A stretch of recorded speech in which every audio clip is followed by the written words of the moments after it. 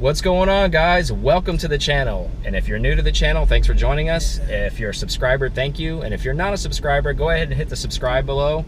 Hit the notification bell. What we do here is all things Porsche. Podcasts, car reviews, install stuff on Porsches, you name it, race events.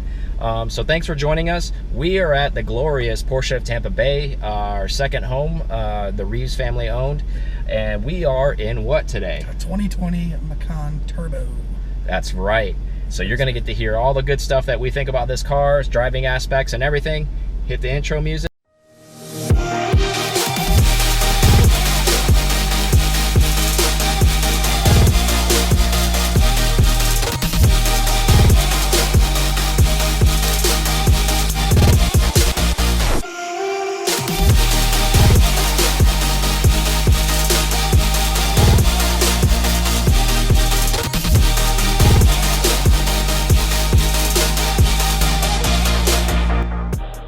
Exhaust on. Turn this bad boy. There's no need to run it in child mode. Sport Plus only. Sport Plus only. So she's awake. So horsepower numbers, this thing is 434, right? 443. Is it? Yeah. Okay. 2.9 liter twin turbo. Yep. What's towing capacity on this? 4,409 pounds. Okay. So it's decent. I mean, it's towing. Oh, 100%.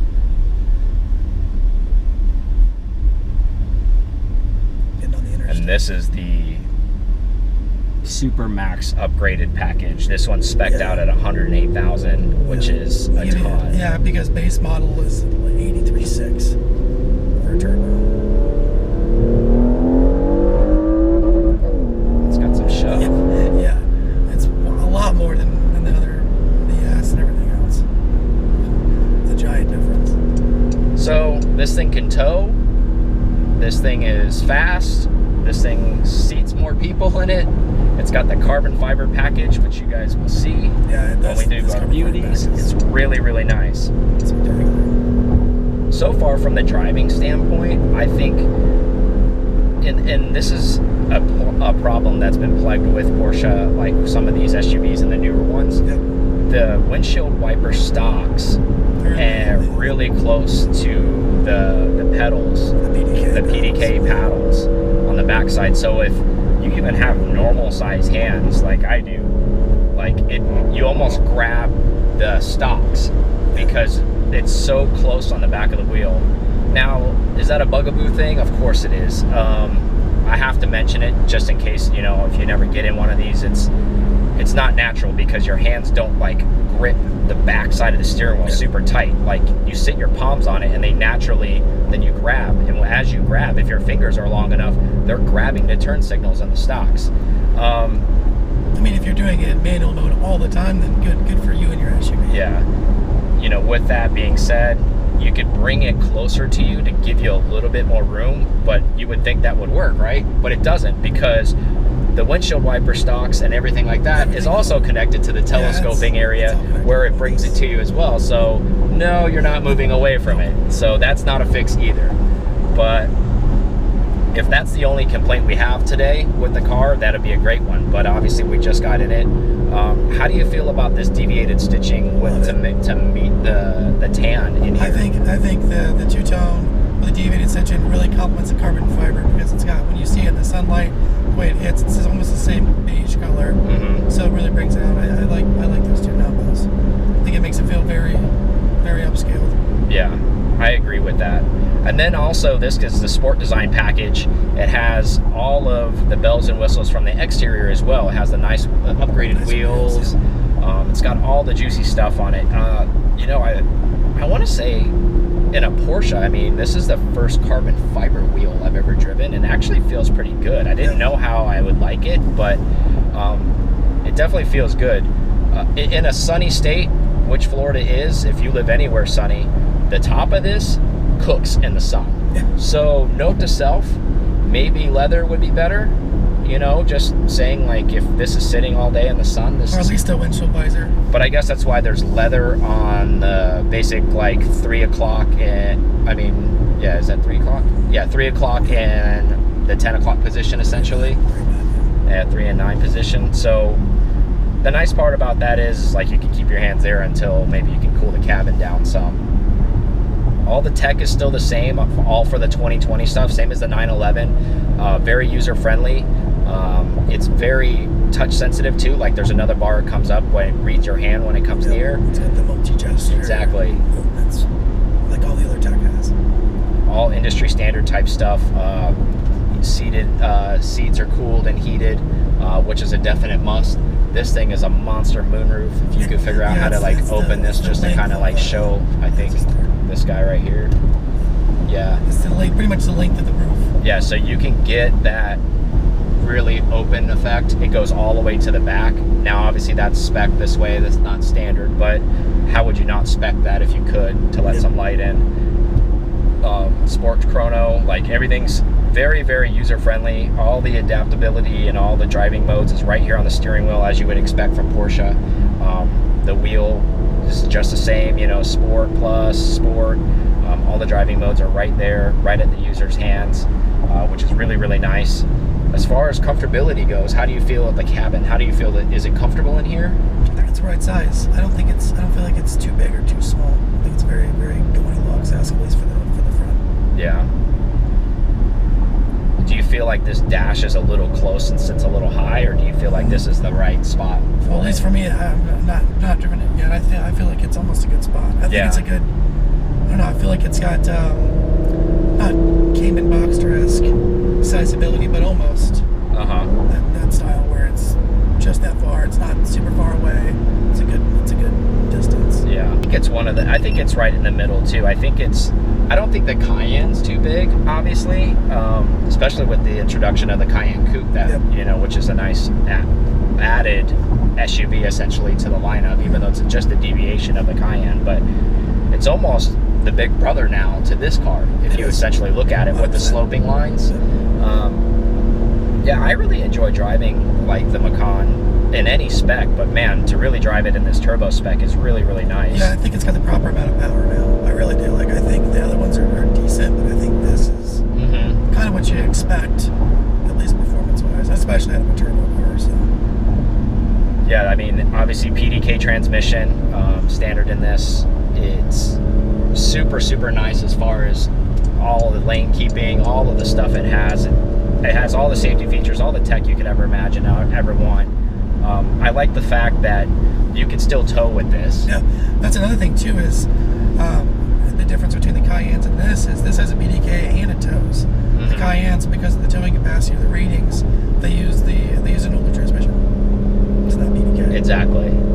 And some say that torque is better, you know, for towing or what have you. But obviously this isn't something. It's probably main duty is to tow, but it's almost kind of an additional thing to have. Nice. It's a nice to have. Yeah, it's a nice to have in addition to being a crossover SUV that's fast, nimble, and it also can tow. So it's really a jack of all trades, to be completely honest with you. And Aaron and I have said many, many times that, you know, if you're in a position where you have maybe a family, or you don't have a family, but you're in a situation where you only have really one car and you really want something to be able to do it all, perfect this is really the one it really could, because you could tow a jet ski or a smaller watercraft or boat or something like that with this. You could tow your track car with this. Shouldn't be waiting, you know, if you kept your track car somewhere else, or even in your garage, and it was a one-car garage and you parked this outside, or whatever the scenario was, and you needed a daily driver and you daily drove this, it's got the good ride height, so it's super compliant in a really bad I guess city road situation, I guess, is the best way to say it. Because let's be honest, like 90% of the people that buy these are going to be doing mostly asphalt driving. Even though this is off-road capable, you know, it's full-time all-wheel drive, even though it's rear-wheel drive bias. But it is all-wheel drive, which is nice. So it's one of those things where it really is a jack of all trades. Essentially, you know, barring the weight, even the 911s have gotten a little heavy. Essentially, it's a lifted 911. Yeah, I mean, really? the handling is there for sure. And that's the other thing too. I think bringing in the combo of one, the quick shifts, the towing capacity, and then just the maneuverability of the car. Yeah, It makes all the difference. I think that's why this hits so many sweet spots. Exactly, and you don't even have to get the really juiced up turbo one to feel a lot of that. You can still get the base one that we drove before, and granted, it doesn't have the pep that this has, but it can get the job done still. I mean, but I would recommend this level if you could, because I really think, as you know, as ostentatious as it sounds, at 108,000, even spec'd out this way, you're getting a lot. You're getting a lot of power. You're getting a lot of comfort. It's always going to look good. It's kind of a timeless shape, so it can do the dinner duty. It can go out to dates. It can go out, you know, if you like enjoying some nightlife. If you go on a road trip vacation, you can store your stuff in here. You can basically do everything with this. Really, I mean, it really is the epitome of like being able to do everything, which is a really, really nice thing to have. So, would I buy one? Absolutely. Would you buy one? 100%. Yeah, absolutely. I think so too. So launch control.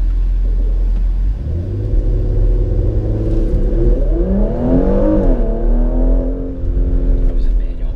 Yeah, it's got to be in. I always forget I got to put it in auto. It's got shove though, man. So the interesting thing about this too, and it's not all about speed. Obviously, I own classic cars. He owns a classic, essentially now modern classic, and a ninth. This thing will beat the pants off those cars. Like, wow. Yeah. But again, it's not about speed. But the nice thing is this is heavy, and it has plenty of shove to get out of its own way. So as far as like merging into traffic and all those kind of things, this will never have any kind of problem in the city. Exactly. And I would even dare to say the base one could still do that. Oh, I would say too. Yeah, I mean, when I my comment earlier, it was just, I feel like I like the amount of torque that it has. That's just it.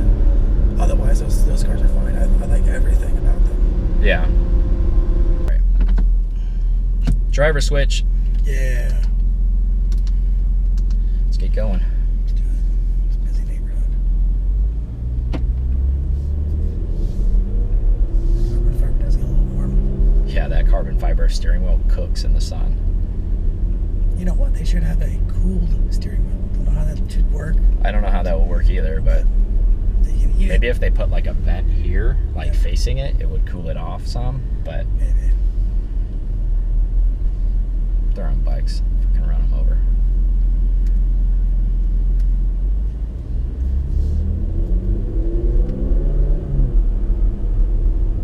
All right, so far so good. It's nice and comfy like I expected it to be. Yeah, the seats are really nice. The bolstering's good. I feel like your bolstering was set a little different on the driver's side, but it feels good. Yeah. Very hugged. Tight. Hug feeling. Overall, I mean, this is a stout package. I really, really like it a lot. I do too. I think the Sport Design pack is definitely a good checkbox. And this is a great all-rounder. Like we talked about it before. The maneuverability of this thing is really second to none, especially nowadays where parking lots are half the size they used to be for whatever reason, and getting into parking spaces is basically you have to be a magician to make it happen. Some tight spots. This really fits the bill, especially in any type of like metropolitan area, right? Oh yeah. This thing's a home run because it hits all the marks. It's fast, it's nimble, like we discussed earlier. It looks great, but it's also like if you get it in this black, it hides. Meaning like it doesn't. It's nice. It does all of it does all the gritty work without drawing too much attention to itself. Yeah, it does, and the steering and everything is not heavy, but it's not numb feeling either. Mm-hmm. So it's almost a perfect amount for the weight that it is. It doesn't. You don't not reminded so much that it's what it is for weight. Now we've driven almost every level of Macan now. Yeah, that's true. We have. From the base to the GTS to the S to this. Obviously, this is the nicest one. But do you think this is good value for that money, like $108,000 for all that you get, or do you think somewhere else in the product line is a better place to land? I think we kind of said it before. I think that the S really is the sweet spot. Yeah. I think it's got enough power in it. It's got enough torque in it. Mm-hmm. I'm sure you can get this design back. Yeah. I agree with that because I think you get a lot of features with the S. granted, you don't get the power of the turbo. It's not the sexiness of it. Obviously, this is going to retain more value long term if you're looking for something that's sustainability. They're making a lot more S's, right? That's the run of the mill. This will always carry more weight than an S, if you care about that kind of stuff. But you know, I really feel that an S is a good spot if you're a bargain shopper. If you don't really have a limit, I think this is a really, really good spot to be too, because like I said it before, it's almost like a lifted 911 essentially, with a back seat you can use and towing capacity. It is, because it has the power to go with it. It's a twin turbo. Yes, it's not a flat six. Yes, it is a V6, but it still sounds great. It still delivers good power and has a lot of amenities to it. So this is a definite home run. Oh yeah, absolutely it is. Well, we want to thank you guys for joining us. We want to thank the Reeves family at Porsche of Tampa for supplying this video to us, and the capability of us to be able to actually do this. We can't do this stuff without them, so a big thank you to them.